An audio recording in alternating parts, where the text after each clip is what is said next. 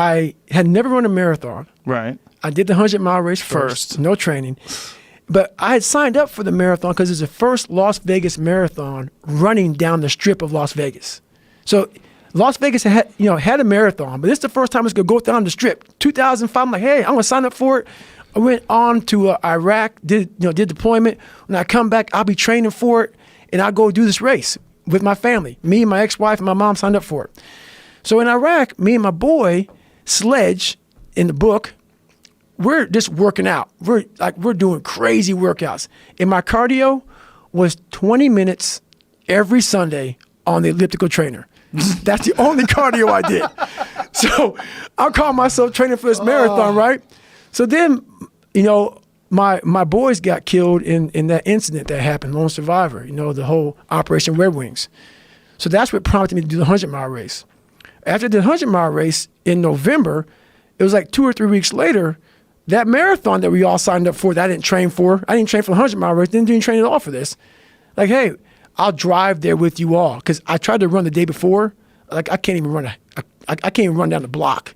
So I didn't do it. So we're driving to the race. I said, hey, Mom, my mom's going to walk it. I said, I'm going to walk it with you. My ex-wife, I said, you can go ahead and take off, do your thing, run your race. I'm going to walk my mom. That gun went off.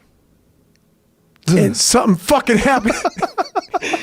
I took off. I was like, what? I took off like a jackrabbit. Gone. I was like, what the hell? So I was thinking the whole time, I was like, man, I just ran 100 miles like 3 weeks ago, like first time ever. I was peeing blood and pissing shit on myself. I go, my body's broken. My Achilles and my tendons and my feet are broken. I go, what is this? And every time I started running further and further, I go, okay, I got to the 10K. I'm on Boston Marathon time. Because I knew the Boston Marathon was like 3:10:59 for my age. I'm like, hang on a second. And then I started using all this external shit for motivation. I'm like, okay, who the fuck can go out here and run 100 miles, no training? And then I'm broken. Most broken I've been in my life. And now I'm running a marathon. Who could do it? So I started just feeding myself.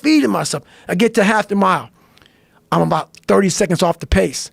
I said, hang on, man, you're Goggins. You can do this shit, man. And I started just feeding myself. You can do this. Before I knew it, man, I got to like the last 6 miles, and I was off the pace, and I just kicked it. And next thing I knew, I did like a 3:08 and change. I was like, and that was like, what the fuck? What have I been leaving on the table? Right. I've been leaving so much on the fucking table for pain. And that's when I started like going crazy about the mind. Like, what the hell am I, like, what is up? Like, it opened these different doors of like possibility and like, what is humanly possible? What are we capable of? Like, people, I didn't even know. I was just amazed by what I was able to do by a simple fact of just reasoning and working with pain and pain management.